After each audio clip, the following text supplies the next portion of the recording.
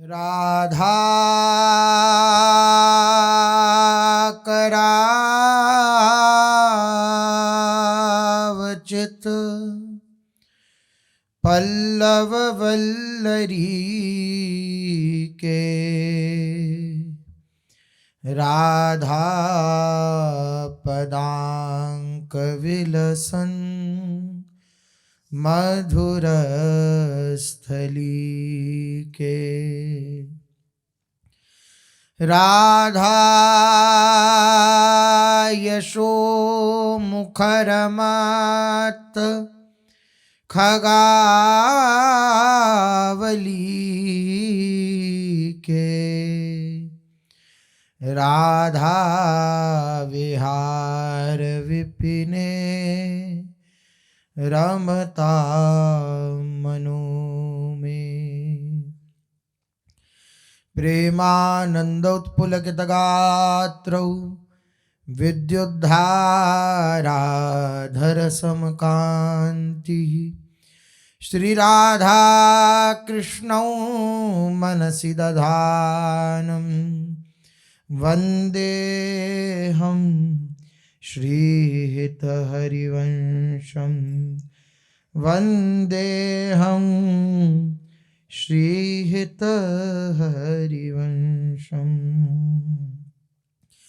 राधा राधा राधा राधा राधा राधा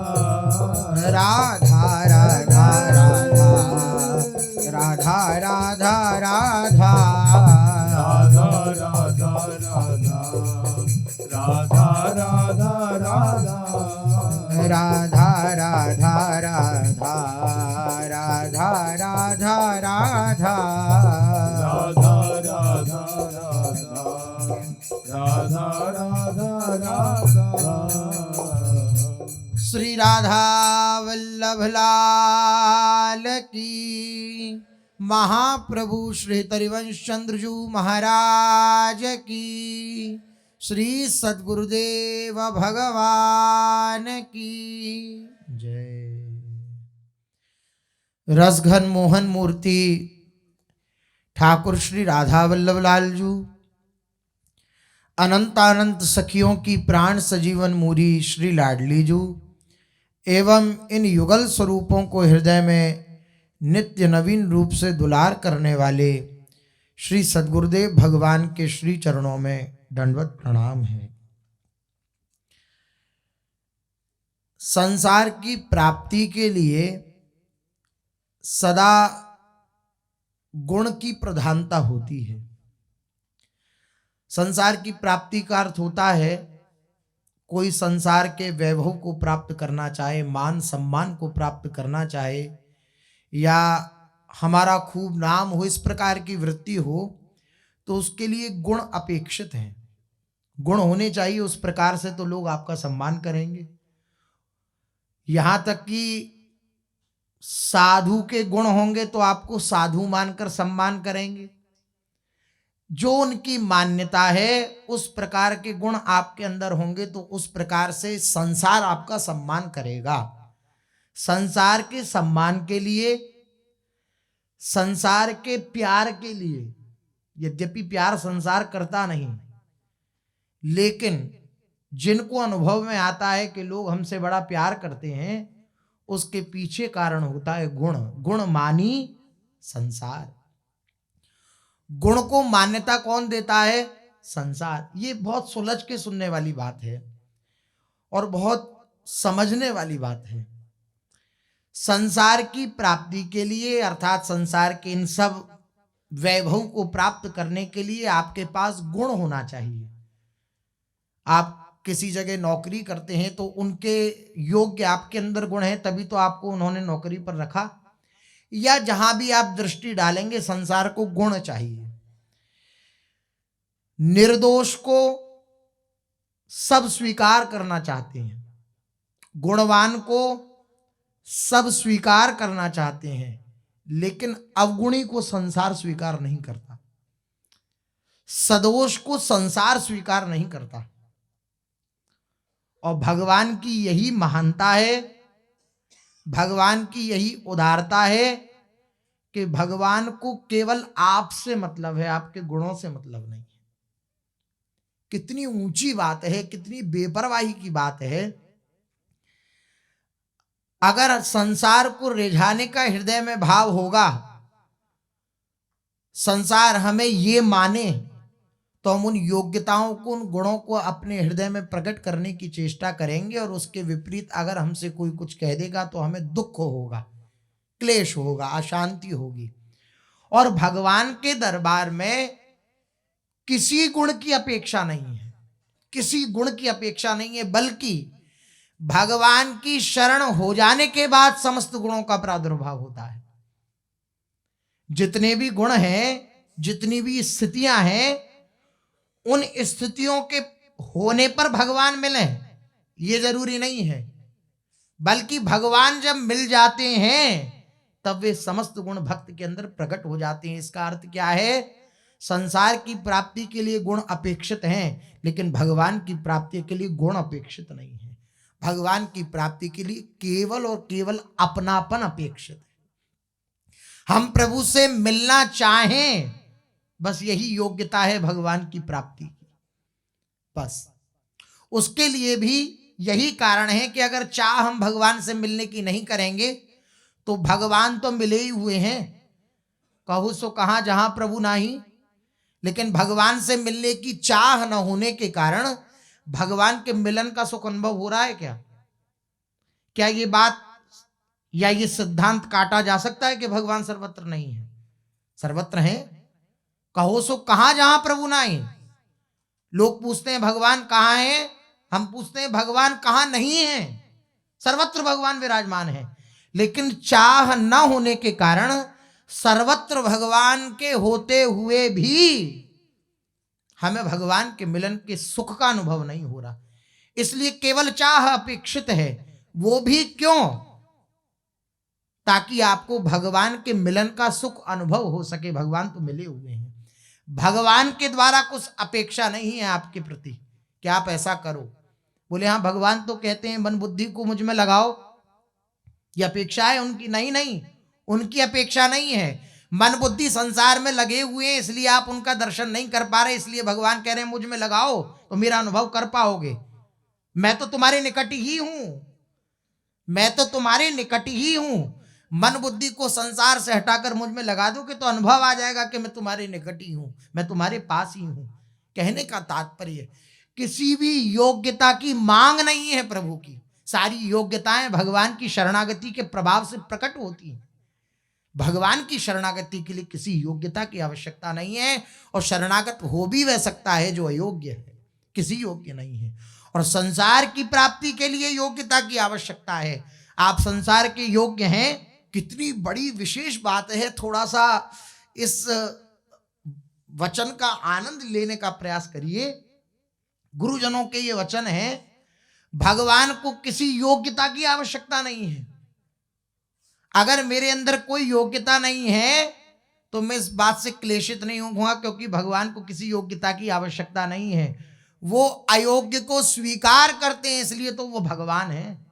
वो अयोग्य को भी हृदय से लगा लेते हैं, इसलिए तो वो प्रभु हैं, इसलिए तो वो उदार हैं, इसलिए तो वो भक्त वत्सल हैं।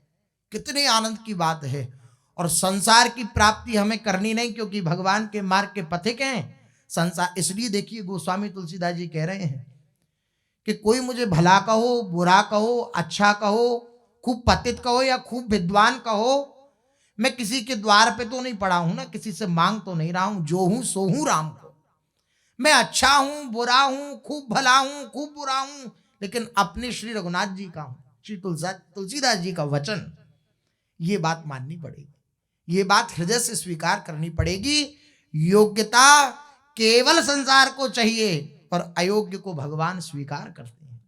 जो हारे तो हरिजन भला, जीतन दो संसार, हारा हरिपुर जाएगा जीता यम के द्वार। जो हार गया, अपने अंदर जिसने अपने किसी गुण को नहीं देखा, अपने अंदर जिसको कोई गुण दिखाई नहीं दिया, उसको भगवान ने अंगीकार कर लिया, स्वीकार कर लिया।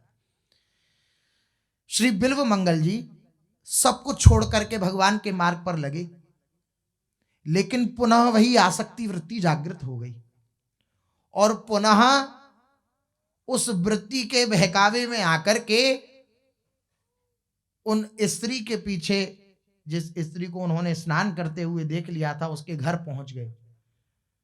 संसार के त्यागी हैं, लेकिन वृत्ति पुनः जागृत हो गई। कोई संसार का व्यक्ति इस बात को सुनेगा तो क्षमा कर पाएगा क्या? नहीं कर पाएगा। वहां ग्लानि हुई, उन्हें पश्चाताप हुआ, पूरी लीला है। उस स्त्री से एकांत प्राप्त करके फिर ग्लानि पश्चाताप के कारण उन्होंने सुई मंगाई कि नेत्रों के कारण ही ये दोष उत्पन्न हुआ है, मैंने नेत्रों को नहीं रहने दूंगा। जब सब कुछ छोड़ करके श्री भगवान को देखने के अलावा किसी और को देखने की ये लालसा रख रहा है, ये नेत्रेंद्रिय तो इन्हें फोड़ डालूंगा। तो सिलाई लेकर के, दो सुई लेकर के अपनी आंखें फोड़ ली। विचार करिए, कोई स्वामी माने जो सब अपने को जो नौकर होते हैं उनका कोई दोष देख ले, तो क्या इस दोष के कारण पुनः से स्वीकार करेगा? क्या नहीं करेगा। वो कहेगा कि नहीं, तुम उच्छृंखल हो, हम तुम्हें स्वीकार नहीं करते, तुम हमारी बदनामी कराओगे। लेकिन आप देखिए, बिल मंगल जी वहां से निकले और कुआं में गिर गए, फिर भी श्री ठाकुर जी ने उस समय भी उन्हें नहीं छोड़ा, हाथ से निकाला उन्हें, बिल मंगल जी को उस कुएं से। तो उनके हृदय को शीतलता प्रदान करी श्री बिल मंगल जी की श्री कृष्ण ने। ऐसी परिस्थिति होने पर भी, जहां संसार की तरफ से तो वो अयोग्य घोषित हो गए हैं, संसार का कोई व्यक्ति उन्हें स्वीकार नहीं करता, लेकिन श्री भगवान ने उस समय भी उन्हें नहीं छोड़ा। अर्थात भगवान के दरबार में योग्यता अपेक्षित नहीं है, गुण अपेक्षित नहीं है। भगवान के दरबार में केवल और केवल अपनापन अपेक्षित है। मैं प्रभु का हूं, मैं प्रभु का हूं, मैं श्री जी का हूं। तो सारे गुणों को प्रकट कर देते हैं भगवान उस भक्त के जीवन में, और समस्त अवगुणों पर पर्दा डाल देते हैं भगवान, पर्दा डाल देते हैं। पक्षपाती हो जाते हैं भगवान, अपने भक्तों के प्रति पक्षपाती हो जाते हैं। किसी दोष को नहीं देखते, कोई दूसरा वर्णन करे तो उसको दोषी घोषित कर देते हैं कि ये दोषी है, मेरे भक्त के अंदर दोष देख रहा है। ये इनकी उदारता है। ऐसे प्रभु को छोड़ करके अगर अन्यत्र हमारी चित्त वृत्ति जा रही है तो यही हमारा सबसे बड़ा दोष है। इनके चरणों में ही चित्त वृत्ति लगी रहे तो फिर किसी भी दोष की इतनी सामर्थ्य नहीं है कि भगवान से दूर कर दे। किसी भी दोष की इतनी सामर्थ्य नहीं है कि भगवान से हमें दूर कर दे। इसलिए भगवान कह रहे हैं अर्जुन से कि तू मेरे चित्त वाला हो जा। तू जब मेरे चित्त वाला हो जाएगा तो तेरे जीवन में जितनी विघ्न बाधाएं आएंगी उन सब का नाश मैं करूंगा।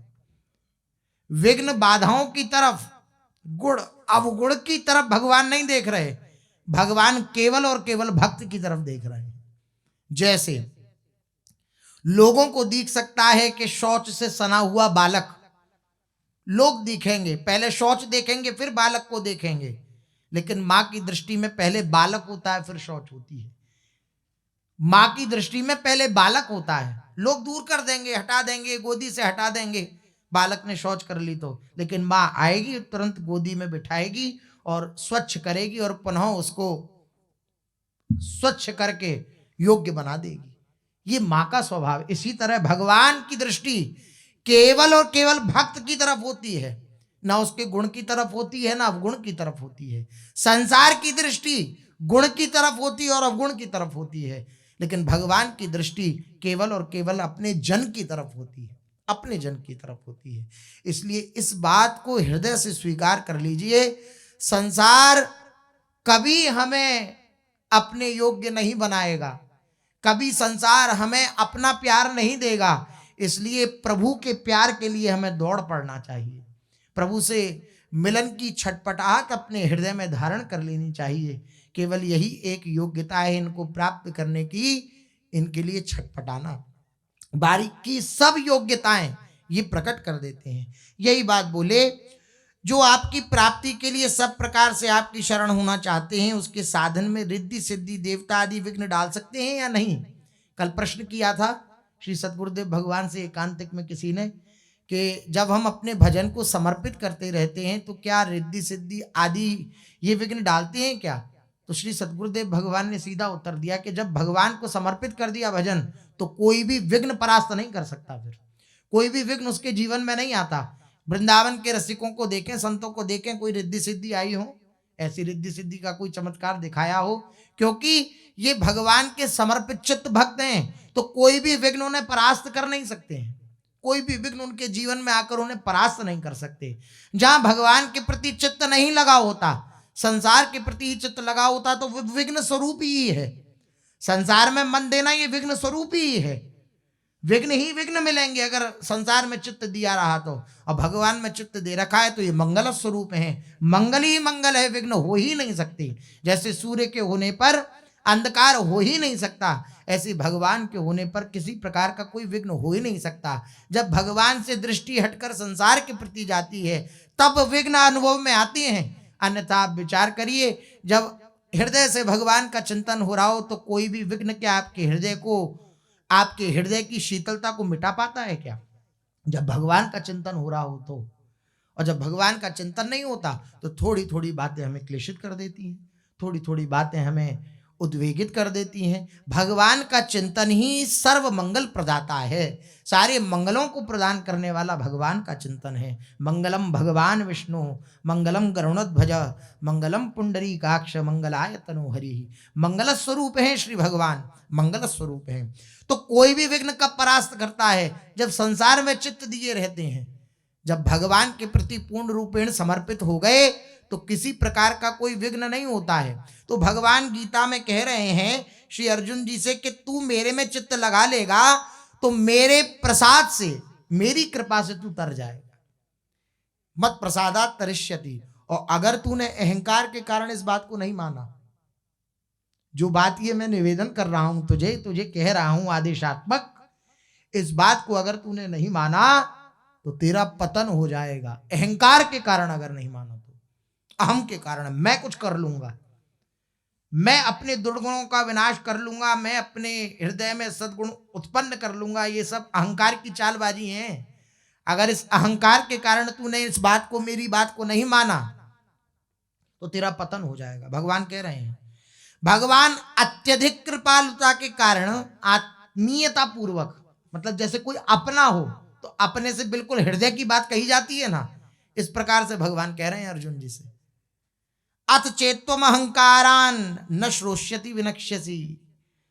भगवान अत्यधिक कृपालुता के कारण अर्जुन से कह रहे हैं कि मैंने जो कुछ कहा है उसे न मानकर अगर अहंकार के कारण, अर्थात मैं भी कुछ जानता हूं, मैं भी कुछ करता हूं तथा मैं कुछ समझ सकता हूं या कुछ कर सकता हूं, ये जो अहंकार की वृत्तियां हैं, इन भावों के कारण तू मेरी बात अगर नहीं सुनेगा, मेरे इशारे के अनुसार अगर नहीं चलेगा, मेरा कहना अगर नहीं मानेगा, क्या कहना, मेरे में चित्त लगा, मेरा चिंतन कर, मेरी अगर ये बात नहीं मानेगा तो तेरा पतन हो जाएगा, तेरा पतन हो जाएगा।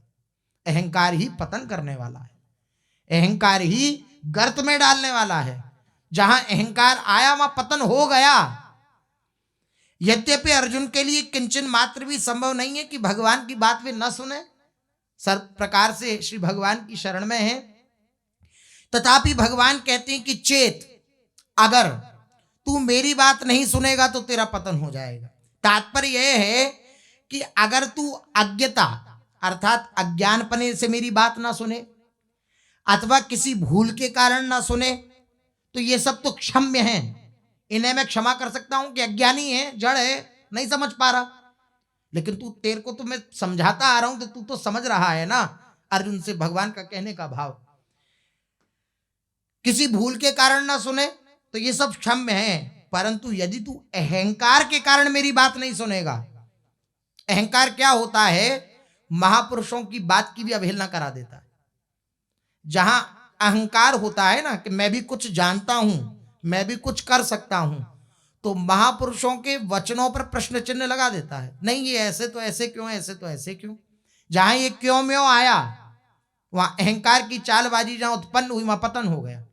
क्योंकि सीधी जो औषधि थी, जैसे वैद्य अगर औषधि दे कि नीली ये वाली गोली इस समय खाना, ये वाली इस समय खाना, ये वाली इस समय खाना, अब बार बार जाकर के वो बीमार व्यक्ति वैद्य से प्रश्न करने लगे, गर्म पानी लेना है कि ऐसे लेना है कि इसको नीली की जगह हम शाम को नीली ले लें और सुबह सफेद ले लें और ऐसा कर लें ऐसा कर। इसी प्रकार महापुरुषों की वाणी में अगर ज्यादा क्यों व्यों होती है तो महापुरुषों जन जो सीधी औषधि देते हैं वो प्रभावित नहीं करती चित्त को। इसलिए भगवान की वाणी में, महापुरुषों की वाणी में अगर प्रश्न चिन्ह है तो अहंकार की चाल है। इसलिए भगवान ने कहा और कोई कारण है तो वो सक्षम में है, लेकिन अहंकार के कारण अगर तूने मेरी बात नहीं सुनी, अहंकार का स्वरूप मैं भी कुछ जानता हूं, करता हूं, मैं भी कुछ समझ सकता हूं, कुछ कर सकता हूं, इस अहंकार की चाल के कारण अगर तूने मेरी बात नहीं सुनी तो तेरा पतन हो जाएगा। क्योंकि अहंकार से मेरी बात न सुनने से तेरा अभिमान बढ़ जाएगा, जो संपूर्ण आसुरी संपत्ति का मूल है। आसुरी संपत्ति जो भगवान ने वर्णन करी है, उस आसुरी संपत्ति का मूल है अहंकार। अगर अहंकार के कारण तू मेरी बात को नहीं मानेगा तो तेरा पतन हो जाएगा। भगवान स्वयं अपने श्री मुख से अर्जुन जी को कहा है पीछे के अध्यायों में कि भक्तोसी में सखा चेती, तू मेरा भक्त है, मेरा सखा है। और फिर 9वें अध्याय में भगवान ने प्रतिज्ञा करवाई है अर्जुन से कि अर्जुन तुम प्रतिज्ञा करो कि मेरे भक्त का कभी पतन नहीं होता, कभी नाश नहीं होता। इससे सिद्ध हुआ कि अर्जुन भगवान के भक्त हैं, क्योंकि भगवान ने अपने मुख से कहा है कि तू मेरा भक्त है, तू मेरा सखा है और मेरे भक्त का कभी नाश नहीं होता। तो यह पतन की बात कैसे कह रहे हैं? अर्जुन भगवान के भक्त हैं, ये सिद्ध हुआ क्योंकि भगवान ने ही इस बात को पूर्ण रूप से प्रमाणित किया है अपने वचनों के द्वारा। अब कह रहे हैं कि तेरा पतन हो जाएगा और भक्त का पतन होता नहीं, तो ये क्या बात है? इससे सिद्ध हुआ कि अर्जुन भगवान के भक्त हैं, अतः वे कभी भगवान से विमुख नहीं हो सकते और उनका पतन भी कभी नहीं हो सकता। परंतु वे अर्जुन भी यदि भगवान की बात नहीं सुनेंगे तो भगवान से विमुख हो जाएंगे और भगवान से विमुख होने के कारण उनका पतन हो जाएगा। अगर भगवान की बात नहीं मानेंगे, भक्त हैं, भक्त का कभी पतन नहीं होता, लेकिन वह भक्त भी अगर भगवान की बात का आदर नहीं करता अपने अहंकार के कारण, तो उसका भी पतन हो जाता है।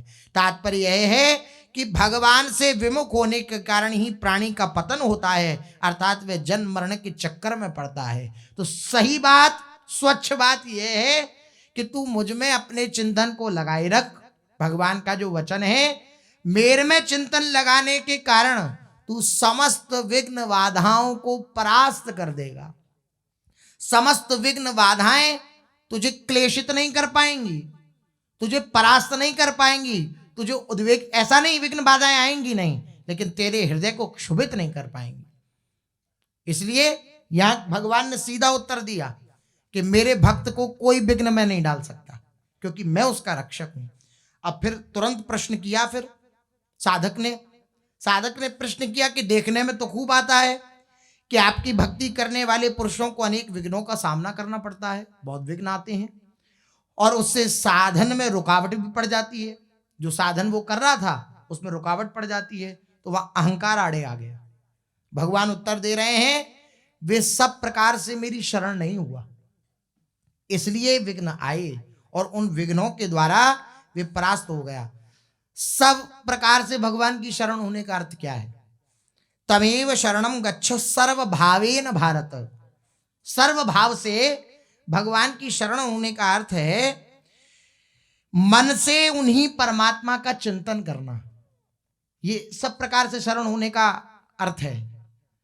मन से भगवान का चिंतन हो, शरीर की क्रियाओं से उनकी सेवा हो, सब प्रकार से शरण होना। मन से प्रभु का चिंतन हो, शरीर से जो भी क्रियाएं हों वो भगवत समर्पित हों, भगवान की सेवार्थ हों। हम शरीर संसार के लिए भी जो भी कृत्य करें, व्यवहारिक जो भी कृत्य करें, उसे भी भगवान की सेवा मान करके करें। ये सर्वभावेन भारत, सब प्रकार से शरण होना है। मन से प्रभु का चिंतन हो रहा है, हाथों की जो क्रियाएं हो रही हैं वे भगवान की सेवार्थ हो रही हैं, भगवान की प्रसन्नता के लिए हो रही हैं। उसी का प्रेम पूर्वक भजन हो, अर्थात भगवान का ही प्रेम पूर्वक भजन हो, और उनके प्रत्येक विधान में परम प्रसन्नता हो। यह है सब प्रकार से भगवान की शरण होना। मन से प्रभु का चिंतन, शरीर की क्रियाओं के द्वारा भगवान की सेवा, और हृदय से उनका भजन। प्रत्येक विधान में प्रसन्नता भगवान के। वह विधान चाहे शरीर, इंद्रियां, मन आदि के अनुकूल हो और चाहे प्रतिकूल हो, वे शरीर के प्रतिकूल हो या अनुकूल हो, इंद्रियों के अनुकूल हो या प्रतिकूल हो, मन के अनुकूल हो या प्रतिकूल हो, प्रत्येक विधान में प्रभु की प्रसन्नता का अनुभव करना, ये है सब प्रकार से शरण होना। ऐसे ही उपासक को भगवान का साक्षात दर्शन होता है। जो भगवान ने कहा कि जो सब प्रकार से शरण हो जाता है उसे मेरा दर्शन प्राप्त होता है, उसकी योग्यता यह है किसी भी परिस्थिति में, अनुकूल परिस्थिति हो या प्रतिकूल परिस्थिति हो, वो प्रसन्न है, आनंदित है। ये तभी हो सकता है जब मत चित्ता, भगवान में चिंतन लगा होगा, तभी ये बात हो सकती है। उसे भगवान का ही किया हुआ मानकर खूब प्रसन्न हो जाए कि अहो भगवान की मेरे पर कितनी कृपा है कि मेरे से बिना पूछे ही, मेरे मन बुद्धि आदि के विपरीत जानते हुए भी, केवल मेरे हित की भावना से मेरा परम कल्याण करने के लिए उन्होंने ऐसा विधान किया है। ये सदा भावना हृदय में रहनी चाहिए। ये है सर्वभावेन भारत, सब प्रकार से शरण होना। जब सब प्रकार से शरण नहीं होते हैं तब ये सब विघ्न परास्त करते हैं। जब अनुकूलता प्रतिकूलता की तरफ मान्यता होती है, महत्व होता है, तो वो परास्त करेंगे ही करेंगे। जब भगवान के प्रति महत्व बुद्धि होती है, भगवान को ही सब कुछ माना जाता है, तो ये विघ्न जितने भी हैं, ये कोई भी विघ्न उस भक्त को परास्त नहीं कर सकता। अगर परास्त कर रहा है तो भगवान का वचन है, वे उपासक सब प्रकार से मेरी शरण में नहीं हुआ, सब प्रकार से मेरी शरण में नहीं हुआ। साधक ने प्रश्न किया कि आपको प्राप्त होने के बाद अणिमादि जो सिद्धियां हैं वे आ जाती हैं क्या? तो इसका क्या उत्तर भगवान देते हैं, सो शेष। चलते हैं, महाप्रभु श्री चैतन्य देव जी श्री जगन्नाथपुरी में विराजमान हैं। श्री जगन्नाथ रथ यात्रा निकट आ रही है। श्री महाप्रभु जी अपने निज जनों के साथ दिव्य कीर्तन और कथा वार्ता करते हैं। उसी कथा वार्ता के अंतर्गत श्री महाप्रभु जी अपने निज जनों के समीप श्री जगन्नाथ जी की जो दिव्य लीलाएं हैं उनका कथन श्रवण कर रहे हैं। कैसी अद्भुत शोभा हो रही है। श्री महाप्रभु जी ने वर्णन किया कि इंद्रद्युम्न राजा था, उसके हृदय में भगवान की प्राप्ति की बड़ी लालसा थी। उसकी पत्नी का नाम गुंडिचा था। तीर्थयात्री जन आते थे, उनका बहुत स्वागत सत्कार वह राजा करता।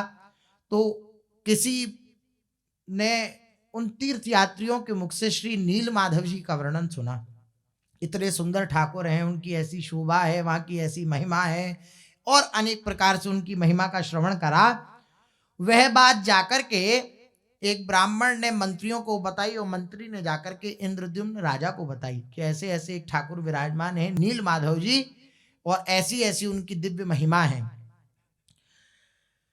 अब लालसा हुई कि मैं भी दर्शन करूं, जिनके दर्शन से संसार के चक्र को कुचक्र को छोड़ करके मैं भगवत धाम प्रयाण कर जाऊं, भगवत धाम को प्राप्त कर लूं, इससे अच्छी क्या बात हो सकती है। तो जैसे ही कहा कि पूछ के आओ उन यात्रियों से कि कहाँ उनका धाम है, कहाँ वह विराजमान है, तो वे गए। तो वो तब तक तीर्थ यात्री जा चुके थे। तो चारों तरफ राजा है, तो उसने दौड़ा दिए अपने मंत्री सेना आदि कि जाओ चारों दिशाओं में देखो, और एक जगह अपने निज एक ब्राह्मण को, विद्यापति जिनका नाम था, उनको भेजा। वे पूर्व की दिशा की ओर गए। बहुत दिनों तक खोज करी, 3 महीने में सब लौट आए, लेकिन विद्यापति जी नहीं लौटे। वहां पर एक ब्राह्मण थे जिनका नाम था विश्वावसु। उन विश्वावसु के घर पर वह विद्यापति पहुंचे। संध्या का समय था, तो रुकने का हृदय में बात आई कि रुक लिया जाए। तो उनकी जो पुत्री थी ललिता, वे अंदर थी। उन्होंने दरवाजा नहीं खोला क्योंकि उनके पिता विश्वावसु घर में नहीं थे। वे जब आए तो विश्वावसु जी के शरीर से अद्भुत सुगंध थी, और उनके घर में भी अद्भुत सुगंध थी। विश्वावसु जी विद्यापति जी को अंदर ले गए। कुछ दिन वहां रहने के कारण ललिता जी में और श्री विद्यापति जी में प्रेम संबंध हुआ। उन्होंने विवाह संस्कार किया।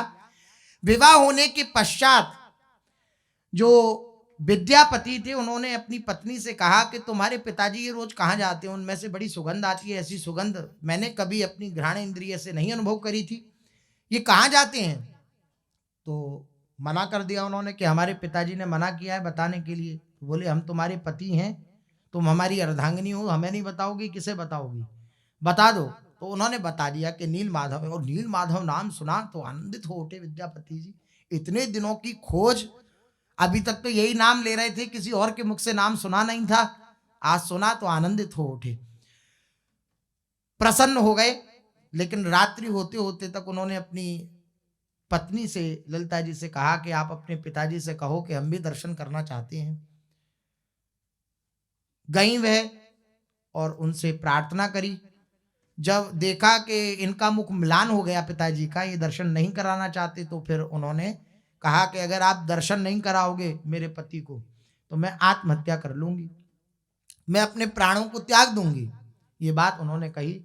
तो पुत्री प्रेम के कारण उन्होंने कहा ठीक है हम दर्शन कराएंगे, लेकिन काली पट्टी बंधवा करके तब दर्शन कराएंगे। ठीक है, अपने पति को आकर के कहा उन्होंने विद्यापति जी को कि काली पट्टी बंधेगी आपके, दर्शन करना आपको, हो जाएंगे आपको दर्शन। तब तो प्रसन्न हो गए। लेकिन फिर संध्या समय होते होते उन्होंने कहा कि बात तो ठीक है, लेकिन पिताजी को बार बार तंग करना ठीक नहीं रहेगा कि आप अब फिर हमें दर्शन कराओ, फिर हमें दर्शन कराओ। तो ऐसा कुछ विधान सोचो कि हम प्रायः दर्शन कर आए करें, जब मन करा करे तब जा करके नील माधव जी के दर्शन कर आए, ऐसा कुछ विधान आप सोचो। बोले ठीक है, सोचती हैं। प्रातःकाल उठे, उठ करके ललिता जी ने कहा कि हमने सोच लिया है, सरसों के दाने ले जाना, पोटली छुपा करके, और धीरे धीरे थोड़े थोड़े डालते रहना। तो जब वर्षा आएगी तो वर्षा काल में वो लता आ जाएंगी, वहां से पुष्प वृक्ष उत्पन्न हो जाएंगे, सरसों के फूल आ जाएंगे, तो आपको पता लग जाएगा किस मार्ग से गए थे। बड़ा बार बार हृदय से आभार व्यक्त किया विद्यापति जी ने ललिता जी का। बोले तुम तो बड़ी बुद्धि कौशल से युक्त हो, बड़ी बुद्धिमान हो। ठीक है, अब वो पोटली बांधी, आंखों पे पट्टी बांधी श्री विश्वावसु जी ने विद्यापति जी के। विश्वावसु जी विद्यापति जी को टेढ़े मेढ़े रास्ते से बैलगाड़ी से ले गए। सीधे रास्ते से नहीं ले गए, टेढ़े मेढ़े रास्ते से, कि कहीं नैनों की कोर से भी देख रहे हो तो पता न लगे कि कहां से कौन सा रास्ता है। विद्यापति ने एक एक करके सरसों के सभी बीज मार्ग में गिरा दिए और विश्वावसु को इसका कुछ भी पता नहीं लगा। पर्वत की तलहटी पर पहुंचते ही विश्वावसु ने बैलगाड़ी वहीं छोड़ दी और श्री विद्यापति जी का हाथ पकड़कर, अब पर्वत आया तो पर्वत की चोटी पर स्थित श्री नील माधव जी के मंदिर की ओर चल दिए। मंदिर में प्रवेश करते ही विश्वावसु ने विद्यापति की आंखों की पट्टी हटा दी, जिससे कि वे भगवान श्री नील माधव का दर्शन कर सकें। जैसी पट्टी हटी, विद्यापति जी ने श्री नील माधव के दर्शन किए। सशंख चक्रम, शंख चक्र, गदा और पद्म धारण किए हुए चतुर्भुज रूप श्री नील माधव जी का वे दर्शन में आए। श्री विद्यापति जी के नेत्र गोचर हुए, आनंदित हो उठे विद्यापति जी। अत्यंत मनोहारी मूर्ति श्री नील माधव जी की, उनके श्री विग्रह की श्री नारायण के साथ बहुत अधिक समानता थी। विद्यापति अत्यधिक आनंदित होकर रोने लगे और सोचने लगे कि मैं इतने लंबे समय से, इतने महीनों से इन्हीं को ढूंढ रहा था और आज इनके प्रत्यक्ष दर्शन मुझे प्राप्त हो गए। मैं पूर्ण रूप से संतुष्ट हो गया हूं, मेरा जीवन सार्थक हो गया है। तब विश्वावसु ने विद्यापति से कहा कि तुम कुछ समय के लिए यहीं ठहरो, मैं वन से पुष्प और पूजा की सामग्री एकत्रित करके लाता हूं। तो जो विद्यापति हैं वहीं बैठे ठाकुर जी के सामने, और वो जो उनके ससुर हैं वह सामग्री पूजन की लेने के लिए चले गए। उनके ससुर श्री विश्वावसु जी ने कहा कि फिर मैं श्री विग्रह का चंदन और अन्य द्रव्य अर्पण करके उनका अर्चन करूंगा, तत्पश्चात हम लोग वापस घर चलेंगे। यह कहकर विश्वावसु वन में चले गए। विश्वावसु की प्रतीक्षा कर रहे विद्यापति ने मंदिर के समीप ही एक सुंदर सरोवर देखा। वह सरोवर कमल के पुष्पों से शोभित था। पुष्पों पर भौरे गुंजार कर रहे थे और वृक्षों पर पक्षी मधुर स्वर से कलरव कर रहे थे। सरोवर के तट पर स्थित आम वृक्ष की डालियां, आम के वृक्ष की डालियां सरोवर के जल पर झुक रही थी तथा उनमें से एक डाल पर एक काला कौवा बैठा था, कौवा। अब वो कौवा बैठा क्या था, वो झपकी ले रहा था, बार बार नींद आ रही थी उसे। विद्यापति के ही देखते देखते वो झपकी लेते लेते ऐसी झपकी ली उसने कि वह कौवा सरोवर में गिर पड़ा। ऐसी झपकी ली, सरोवर के जल में गिरते ही उस कौवा की मृत्यु हो गई। और अपने शरीर को छोड़ करके विद्यापति जी देख रहे हैं ये सब। विद्यापति के देखते देखते उसने सुंदर चतुर्भुज रूप धारण किया। उस जीवात्मा ने जो कौवे के शरीर में थी सुंदर चतुर्भुज रूप धारण किया। और विद्यापति ने देखा कि उसी क्षण गरुण जी वहां उपस्थित हुए और गरुण जी वहां उपस्थित होकर उस अत्यंत सुंदर तेजस्वी चार भुजा वाले पुरुष को अपनी पीठ पर बैठाया और पीठ पर बैठा करके बैकुंठ की ओर ले गए। यह सरोवर की महिमा थी। विद्यापति सोचने लगे कि अहो, भक्ति का कोई साधन न करने पर भी ये कौवा सहज ही बैकुंठ चला गया। इसने तो कभी कोई पुण्य कार्य भी नहीं किया होगा, कौवा क्या पुण्य करेगा। साधारण कौवा होने के कारण मांस भोजी भी होगा और अन्य अभक्षणीय वस्तुओं को खाने वाला भी होगा। यह अत्यंत अपवित्र पक्षी था, परंतु इस सरोवर में गिरने मात्र से इतनी श्रेष्ठ गति को ये प्राप्त हुआ, सारूप्य मुक्ति हुई। वही चतुर्भुज रूप धारण करके, जैसे बैकुंठ में सब चतुर्भुज रूप हैं, सब भगवत स्वरूप हैं। केवल कौस्तुभ मणि और भृगुलता के चिन्ह से पहचाना जाता है कि श्री भगवान है। कौस्तुभ मणि श्री भगवान धारण करते हैं, भृगुलता भृगु जी महाराज के चरण चिन्ह जो छाती पे विराजमान है, वे जो अंकित हैं, इससे पहचाना जाता है कि बाकी सब सारूप्य। जैसा श्री भगवान का स्वरूप ऐसा ही समस्त पार्षद जनों का स्वरूप है। तो उसी स्वरूप को प्राप्त कर कर गरुड़ पर सवार होकर वे चला गया।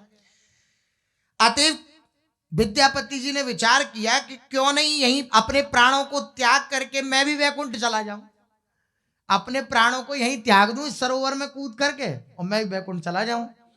ऐसा सोचकर विद्यापति भी वृक्ष पर चढ़े और सरोवर में कूदने के लिए उतारू हुए। तभी आकाशवाणी हुई कि केवल मुक्ति प्राप्त कर वैकुंठ जाने के लोभ से तुम ये जो आत्महनन कर रहे हो, ये उचित नहीं है। आत्महनन के द्वारा कोई उस परम पद को प्राप्त नहीं कर सकता। कि कोई सुना कि भाई वृंदावन में प्राण त्यागने से जो है भगवान की प्राप्ति हो जाती है, श्री जी की प्राप्ति हो आए तो जो है नहीं, ऐसे ऐसा करने से नहीं होता है। नहीं, स्व अपने जो भगवत इच्छा है उस इच्छा के द्वारा जब प्राणों का शमन होता है तब गति की प्राप्ति होती है। वरना यहाँ भी भूत प्रेत हैं, यहाँ पे भी हैं।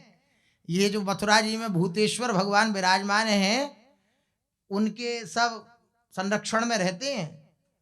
यहाँ पे भी अगर कोई महत अपराध बन जाता है तो फिर इन योनियों में जाना पड़ता है। हाँ, धाम की ये महिमा है कि यहाँ से बाहर नहीं भेजा जाएगा, लेकिन बनना तो पड़ेगा। तो मना करा उस आकाशवाणी ने विद्यापति जी को कि ये उचित नहीं है। तुम्हें संपूर्ण जगत के हित के लिए अनेक महत्वपूर्ण अभी सेवाएं करनी है, अभी तुम्हारे द्वारा सेवा होनी है। धैर्य धारण करो, समय आने पर तुम्हें सब कुछ प्राप्त हो जाएगा, ऐसे ही प्राप्त हो जाएगा, मरने की आवश्यकता नहीं है। शीघ्र ही महाराज इंद्रद्युम्न के पास लौटकर उन्हें नील माधव के यहाँ होने की सूचना दो। जाओ इंद्रद्युम्न राजा के पास। इतने में विश्वावसु बहुत से पुष्पों और पूजा की अन्य सामग्रियों को साथ लौटे और पूजा के समय उन्होंने विद्यापति को अपने समीप बुला लिया। विद्यापति ने विश्वावसु की अनुपस्थिति में घटी घटनाओं का उनसे कोई उल्लेख नहीं कहा। मतलब जो उनके ससुर थे उनको नहीं बताया कि जो जो घटनाएं घटी।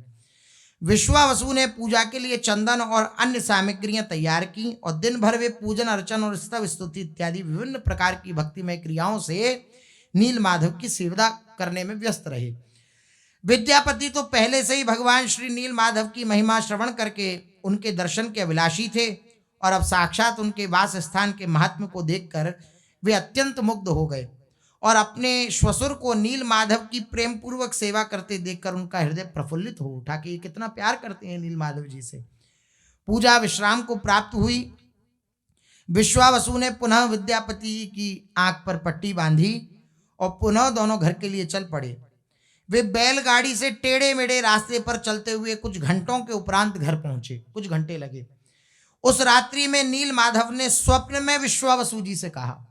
स्वप्न में आ गए विश्वावसु जी के, जिनके ससुर हैं, यद्यपि तुमने बहुत समय तक मेरी सेवा की है और मैं तुमसे अत्यधिक संतुष्ट भी हूं, तथापि अब मैं अपने एक प्रिय भक्त महाराज इंद्रद्युम्न से भव्य राजसिक सेवा ग्रहण करना चाहता हूं।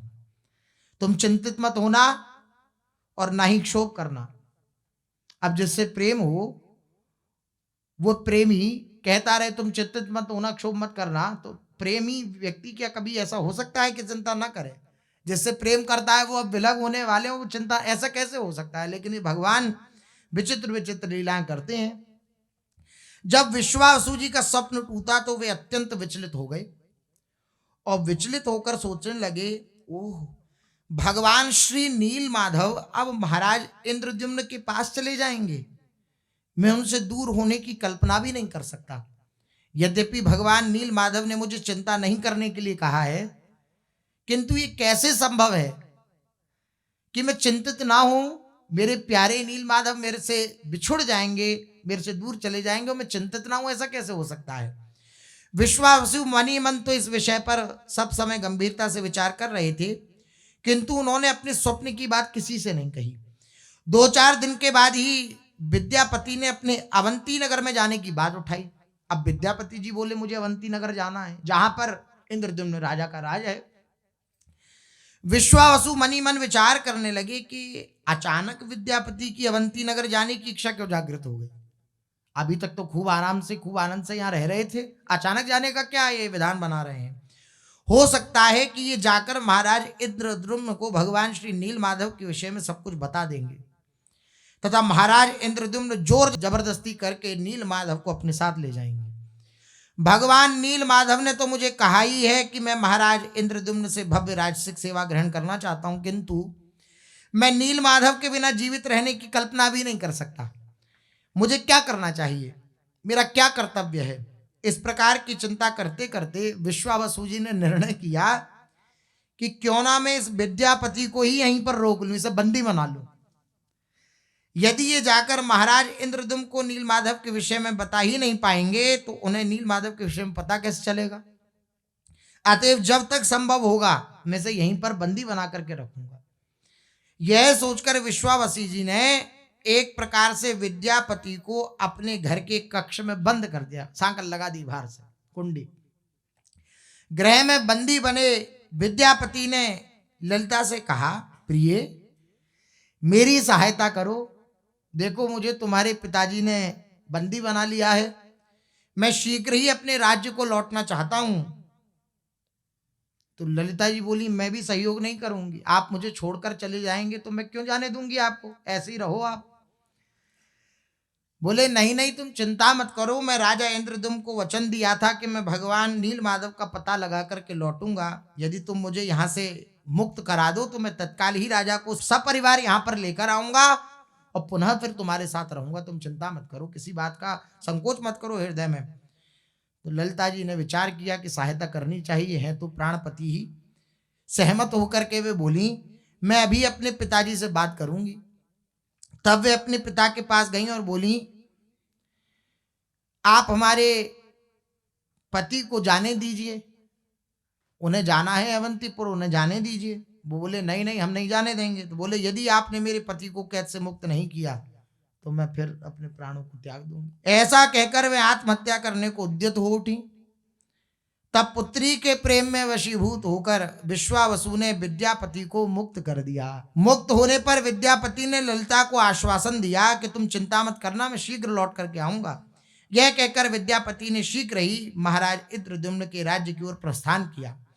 विद्यापति मार्ग में बिना कहीं विश्राम किए निरंतर चले और निरंतर चलते चलते अंततः अवंती नगरी के समीप पहुंचे। 6 मास के उपरांत अवंतीपुरी पहुंचे। 6 महीना लग गए पहुंचने में। विद्यापति ने महाराज इंद्रद्युम्न के समक्ष उपस्थित होकर उन्हें सूचित किया कि मैंने नील माधव को ढूंढ लिया है, कृपया आप मेरे साथ चलिए। यह सुनकर महाराज इंद्रद्युम्न की प्रसन्नता की सीमा न रही। जीवन पर्यंत नील माधव की सेवा करने के उद्देश्य से कि आप जीवन भर नील माधव की ही सेवा करेंगे, इस उद्देश्य से राजा इंद्रद्युम्न ने अपनी पत्नी, धन संपदा, प्रजा और अपने सैनिकों और सेनापतियों के साथ नील माधव को अपने राज्य में लाने के लिए नीलांचल की ओर प्रस्थान किया। उज्जैन से प्रस्थान कर वे श्री जगन्नाथपुरी से 100 मील दक्षिण में स्थित उस गांव में पहुंचे जहां विश्वावसु जी का निवास था।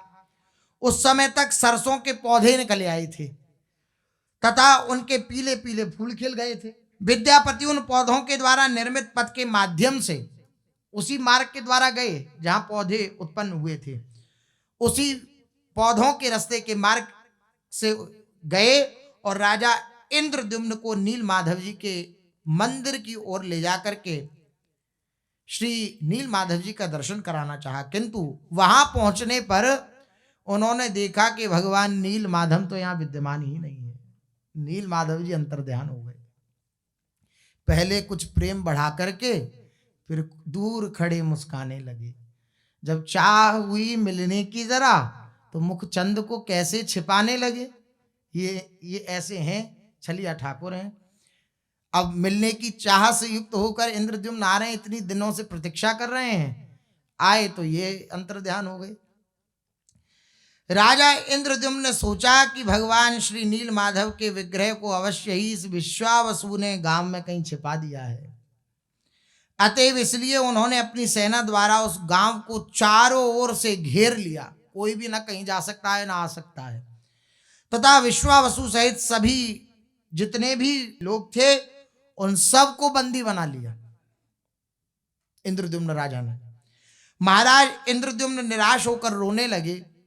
वे कुशा के आसन पर महासागर की ओर मुंह करके बैठ गए और उन्होंने निश्चय किया कि जब तक मुझे भगवान नील माधव के दर्शन नहीं होंगे मैं कुछ भी नहीं खाऊंगा, कुछ भी नहीं पीऊंगा। यदि मुझे उनके दर्शन नहीं हुए तो मैं भी प्राण त्याग दूंगा। मैं अपने समस्त राज्य, धन संपदा, अपनी पत्नी और परिवार के साथ उनके दर्शन के लिए आया हूं, परंतु मुझे नील माधव के दर्शन नहीं हुए, मुझे प्राण त्याग देने चाहिए। इसके उपरांत वे प्रभु को स्मरण कर हा नील माधव, हा नील माधव, हा नील माधव कहते हुए पुकारने लगे। इतने में आकाशवाणी हुई, हे राजन, ये जितने भी तुमने बंदी बना रखे हैं इन सबको छोड़ दो।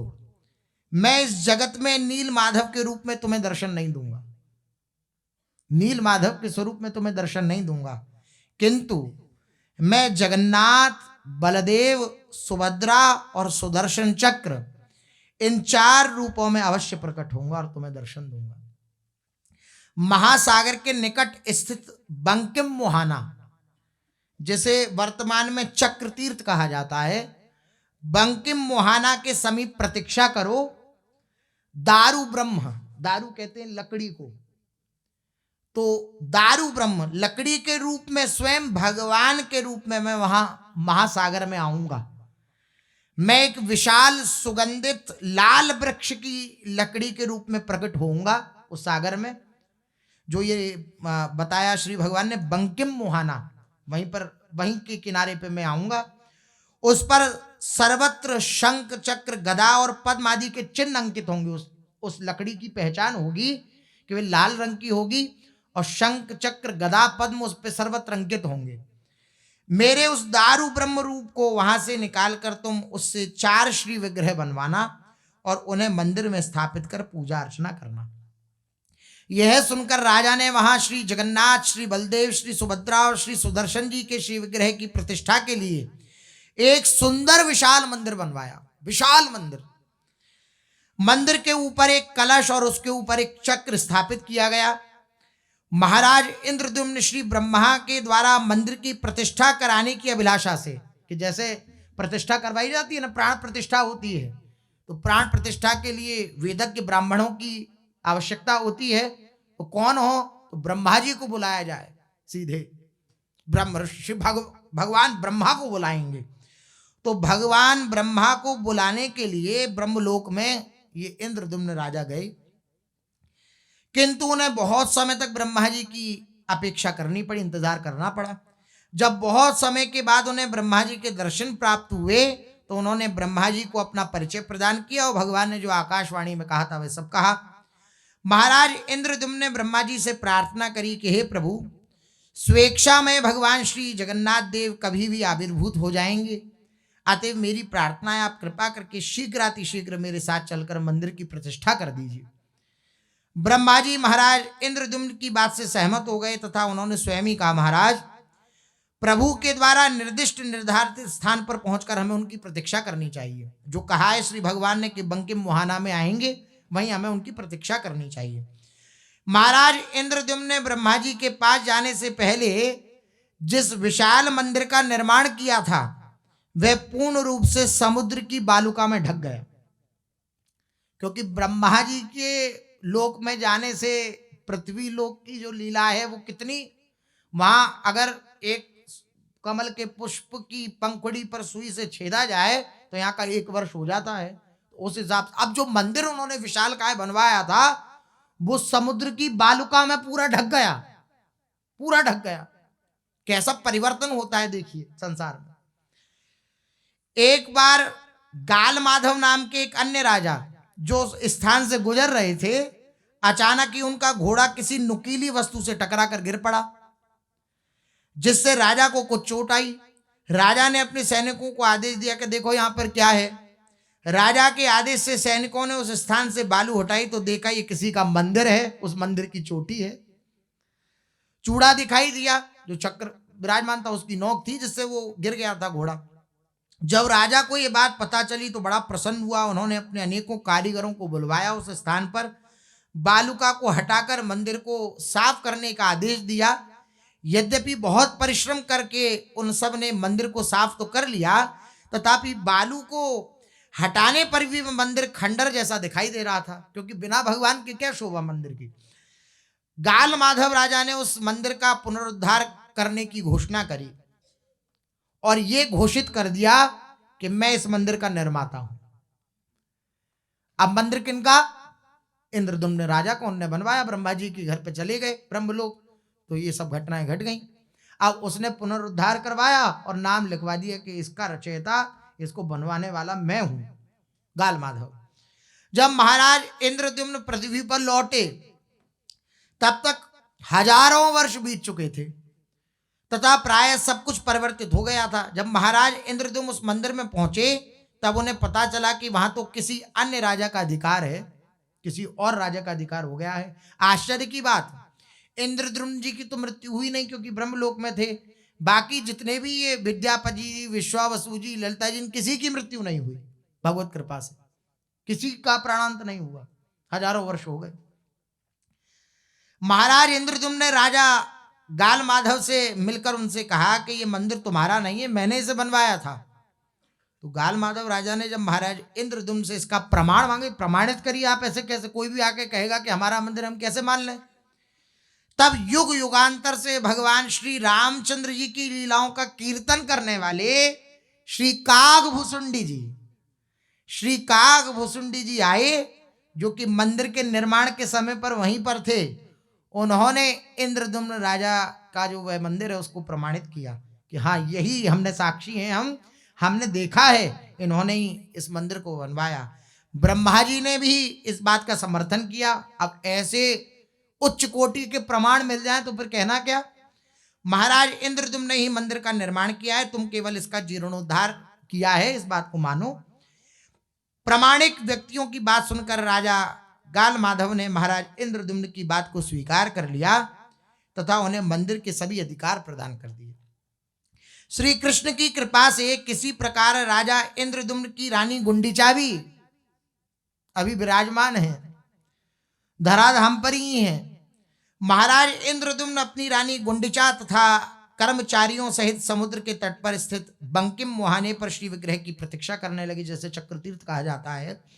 अंततः उन्हें एक दिन महासागर में शंख, चक्र, गदा, पद्मादि चिन्हों से अंकित एक लाल वृक्ष का तना दिखलाई दिया। महाराज अपने सैनिकों और हाथियों की सहायता से उस लाल वृक्ष के तने को समुद्र से बाहर निकालने का प्रयास करने लगे, किंतु सफल नहीं हुए। आप विचार करिए, हाथी में कितना बल होता है, विकट का बल होता है हाथी में। लेकिन हाथी और अपने जितने भी सैनिक आदि थे, उन सब के द्वारा इंद्रद्युम्न ने प्रयास किया उस वृक्ष के तने को निकालने का, लेकिन निकला नहीं। अनेक हाथी और बलवान पुरुष, यहां तक कि उनकी समस्त सेना भी मिलकर उस तने को समुद्र से बाहर निकालने में असमर्थ रही, नहीं निकल पाए। अब बड़ी झंझट। नील माधव के दर्शन करने गए, वो अंतर ध्यान हो गए, फिर उन्होंने ये पता बताया, फिर हम ब्रह्मा जी के गए, मंदिर की लीला बन गई, फिर मंदिर मिला तो अब ये नहीं निकल रहे हैं क्या। इस भगवान के मार्ग पर अनेक विघ्न आते हैं, लेकिन उन विघ्नों को हृदय से स्वीकार जब उपासक कर लेता है कि भगवान का मंगल विधान है, तो आनंदित रहता है।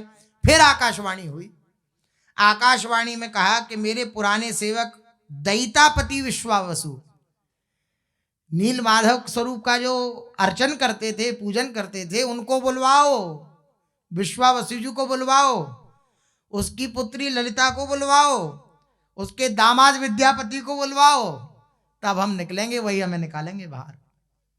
इतनी सब सेना और हाथी घोड़ा से नहीं निकले, और इन चारों से निकलेंगे। एक ओर से मुझे विश्वावसु उठाएंगे, दूसरी ओर से ब्राह्मण विद्यापति उठाएंगे, उनकी पत्नी ललिता उठाएगी। मेरे लिए एक स्वर्ण का रथ बनवाओ, मैं सहज ही बाहर आ जाऊंगा, और तब तुम विग्रह का निर्माण और उनकी प्रतिष्ठा का आयोजन करना। शेष चर्चा आगे। श्री राधा वल्लभ लाल की।